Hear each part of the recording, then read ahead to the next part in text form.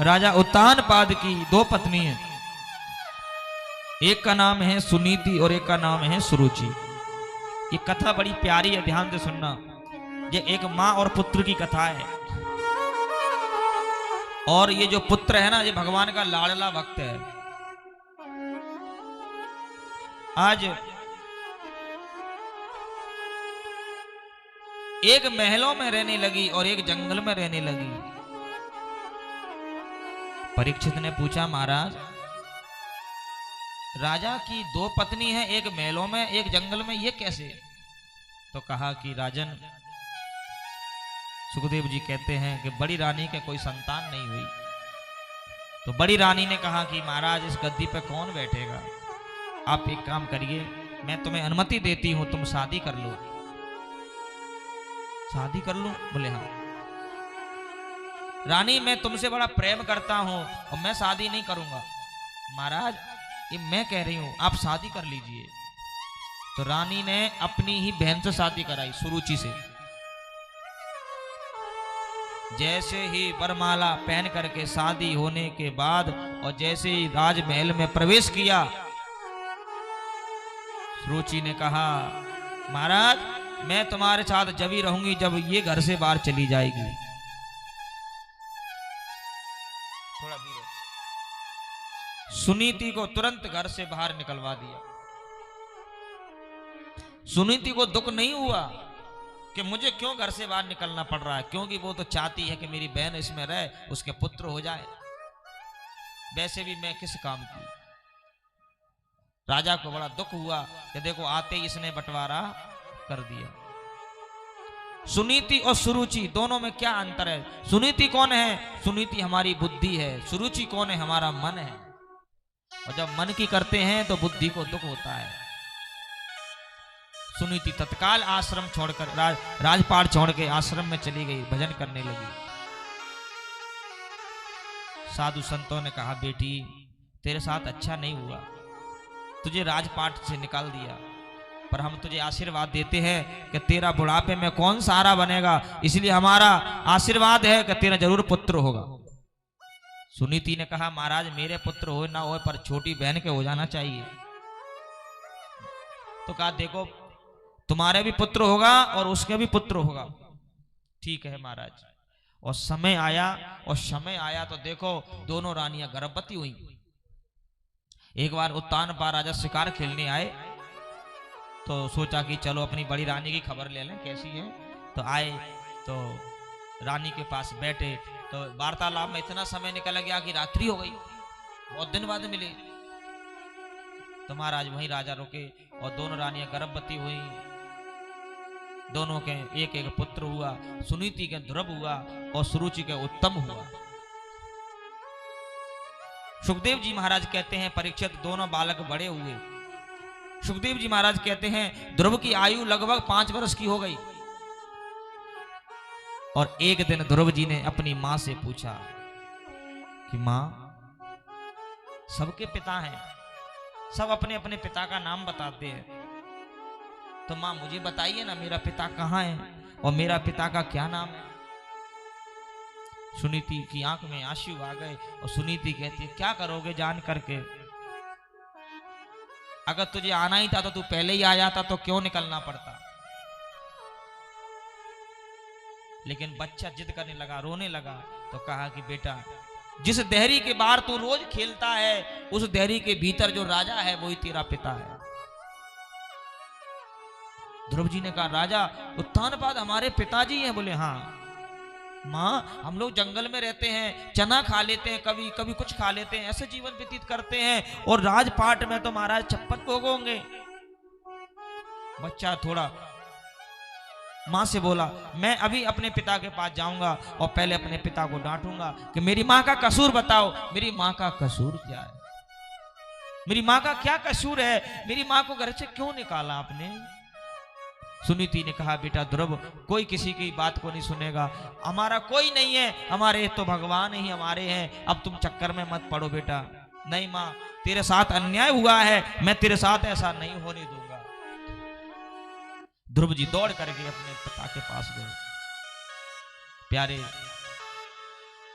जैसे ही राजा उत्तानपाद ने देखा कि मेरा बेटा ध्रुव आ रहा है, बड़ी रानी का बेटा, तुरंत गोद में ले लिया, प्यार करने लगे उत्तानपाद राजा।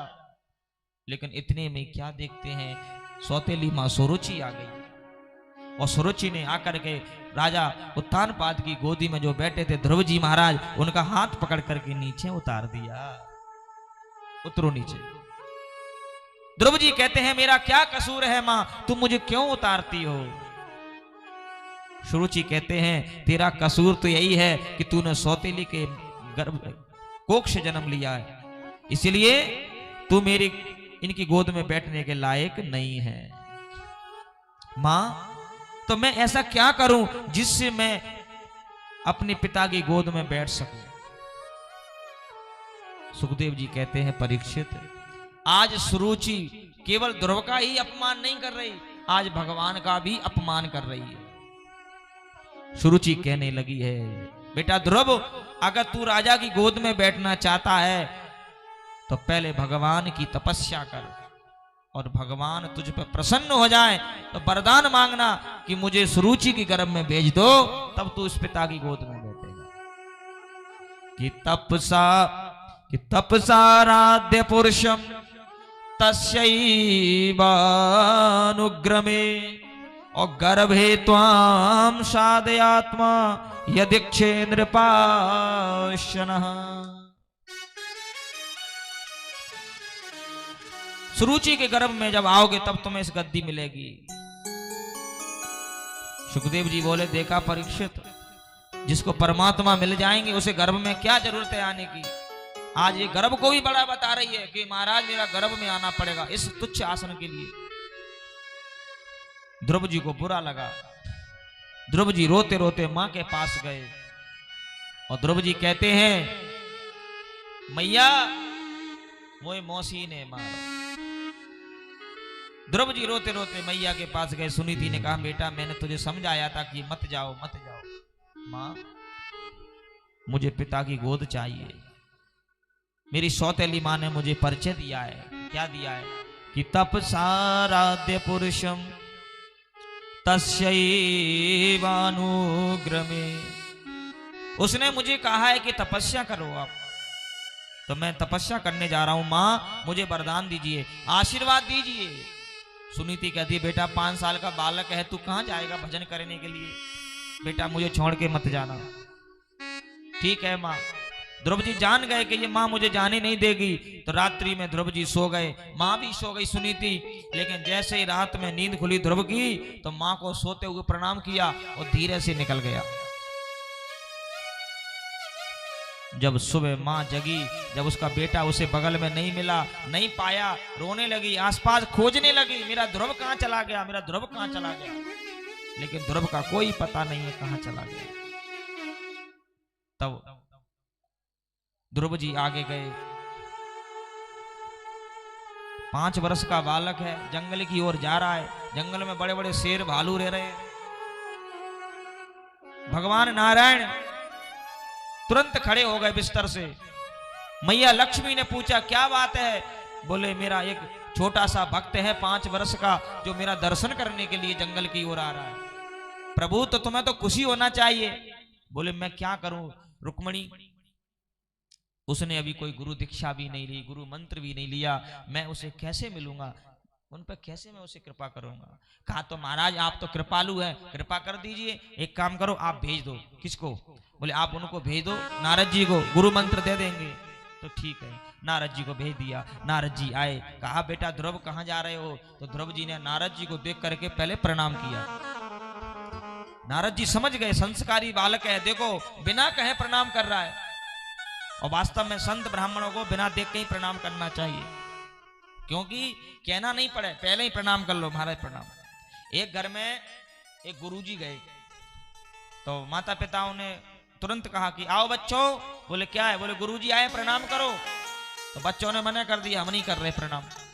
तो माता पिता ने चांटे लगा दी, क्यों नहीं करोगे? तो गुरुजी ने पूछा क्यों भाई बच्चों को क्यों मारते हो सुबह सुबह? बोले गुरुजी ये तुम्हें प्रणाम नहीं कर रहे। तो गुरुजी बोले बच्चे प्रणाम नहीं कर रहे तो कोई बात नहीं है, तुम तो करो, वो तो छोटे हैं, क्योंकि तुम प्रणाम करोगे तो वो भी कर लेंगे। तो इसलिए पहले प्रणाम करना सीखो, बच्चे तो कर ही लेंगे। तो ध्रुव जी महाराज संस्कारी हैं, प्रणाम किया, पूछा कहाँ जा रहे हो बेटा? बोले भगवान का दर्शन करने। भगवान जंगल में नहीं मिलेंगे, जंगल में शेर मिलेगा, नाश्ता कर जाएगा, लौट जा। मेरी मैया कहती है कि मेरे भगवान तो हर जगह हैं, कि हरि व्यापक सर्वत्र समान, हरि व्यापक सर्वत्र समान, हरि व्यापक सर्वत्र समान, हरि व्यापक सर्वत्र समान, हरि व्यापक सर्वत्र समान, प्रेम से प्रकट होए मैं जाना, प्रेम से प्रकट होए मैं जान। हरि व्यापक सर्वत्र समान। भगवान तो सब जगह हैं, तो क्या उस शेर के अंदर नहीं होंगे? मेरे भगवान वहां भी होंगे। ध्रुव जी, नारद जी बोले बालक संस्कारी है। कहा बेटा एक बात बताओ, तुम छोटे से हो, माँ तुम्हें घर में भोजन कराती है, तुम्हें जंगल में कौन खिलाएगा? ध्रुव जी कहते हैं नारद जी से, देवर्षि नारद जी से, महाराज घर में तो माँ खिला देती है, चलो कोई बात नहीं है, पर गर्भ में कौन खिलाता है? गर्भ के अंदर जब बालक रहता है उसे कौन खिलाता है? नारद जी बोले परमात्मा खिलाते हैं। तो जब परमात्मा गर्भ में जाके खिला सकते हैं तो क्या जंगल में नहीं खिलाएंगे?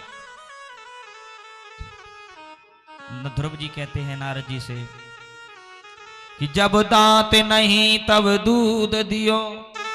बालक जन्म लेता है, दांत नहीं आते, तो भगवान परमात्मा दूध पहले ही भेज देते हैं कि जब दांत नहीं तब दूध दियो, अब दांत दिए तो अन्न देगो।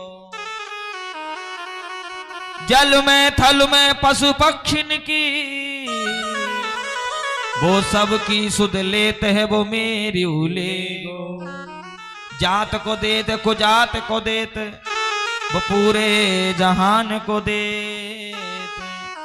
और प्रभु का भजन न किया तो अंत समय कछु काम न आइए। कोई काम नहीं आएगा, भगवान का भजन ही काम आएगा हमारे। तब ध्रुव जी बोले महाराज मैं तो भगवान का दर्शन करने जा रहा हूं। कहा ठीक है महाराज, पर तुमने गुरु नहीं बनाए। तो कहा गुरु आप बन जाइए। तो ध्रुव जी के कान में देवर्षि नारद ने मंत्र दिया, ओम नमो भगवते वासुदेवाय, और कहा बेटा इसी मंत्र का जप करना, मुझे भरोसा है तुझे परमात्मा का दर्शन जरूर होगा, लगन तुम्हारी सच्ची है।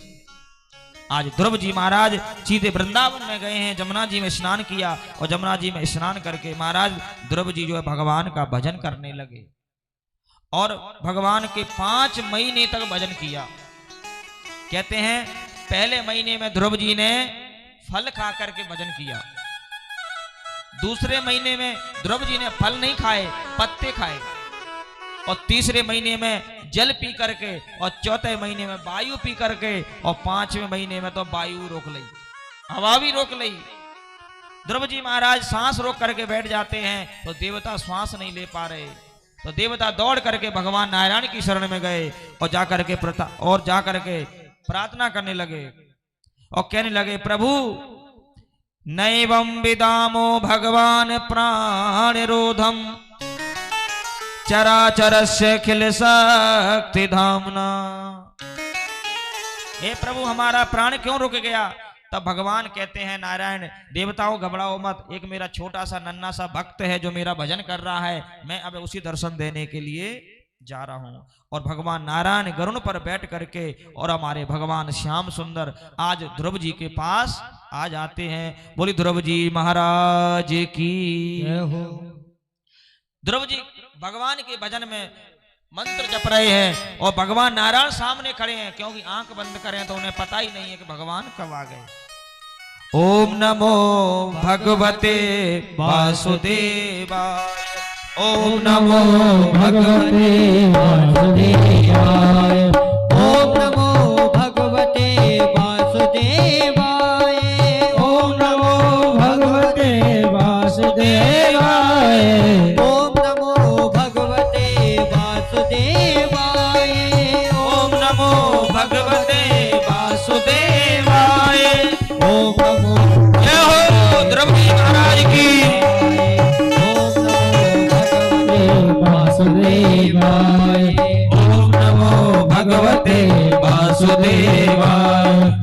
वासुदेवाय मेरो नंद नंदनाय वासुदेवाय नंद नंदनाय वासुदेवाय मेरो नंद नंदनाय वासुदेवाय मेरो नंद नंदनाय ओम नमो भगवते वासुदेवाय ओम नमो भगवते वासुदेवाय कुर्सी मंगाओ ओम नमो भगवते वासुदेवाय ओम नमो भगवते वासुदेवाय ओम नमो भगवते वासुदेवाय।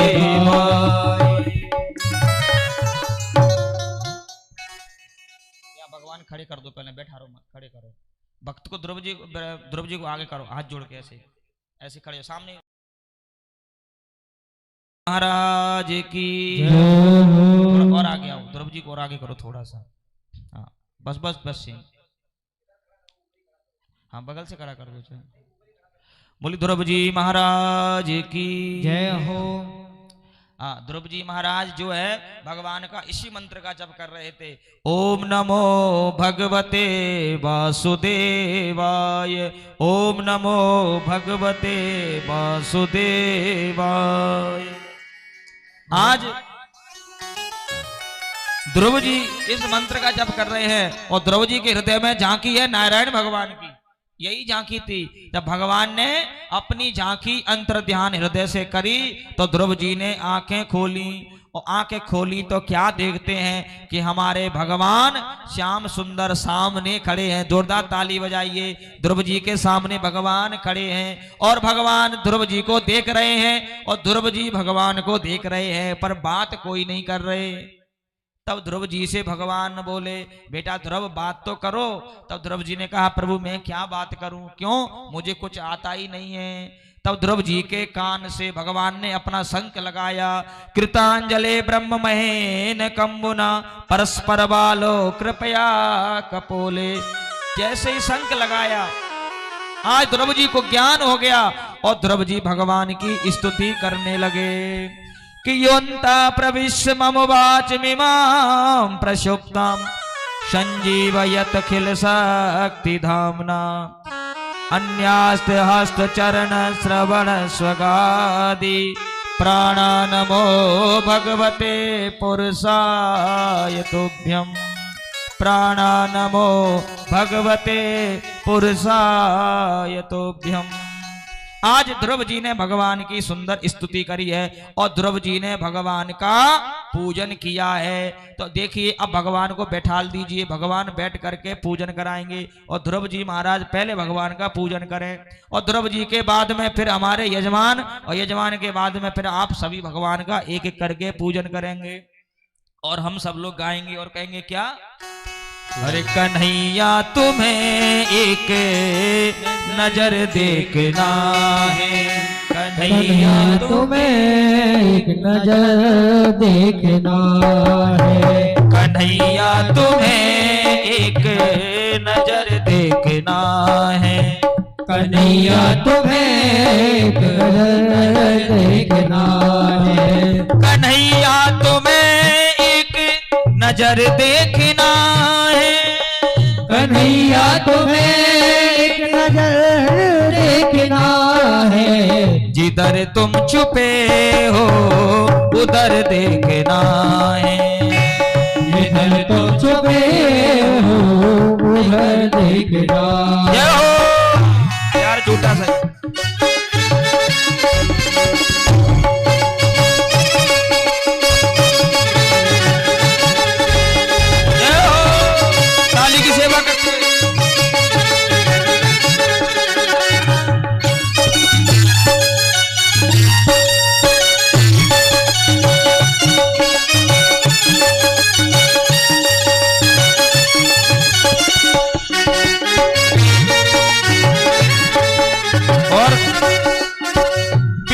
भीलनी के जो घर तुमने देखे, विदुर भीलनी के जो घर तुमने देखे, विदुर भीलनी के जो घर तुमने देखे, विदुर भीलनी के जो घर तुमने देखे, तो हमको तुम्हारा भी वो घर देखना है, हमको तुम्हारा भी घर देखना।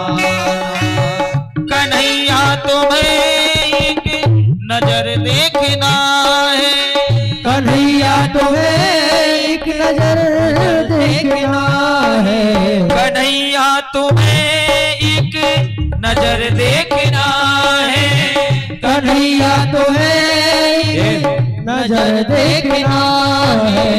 जिधर तुम छुपे हो उधर देखना है, उधर देखना है।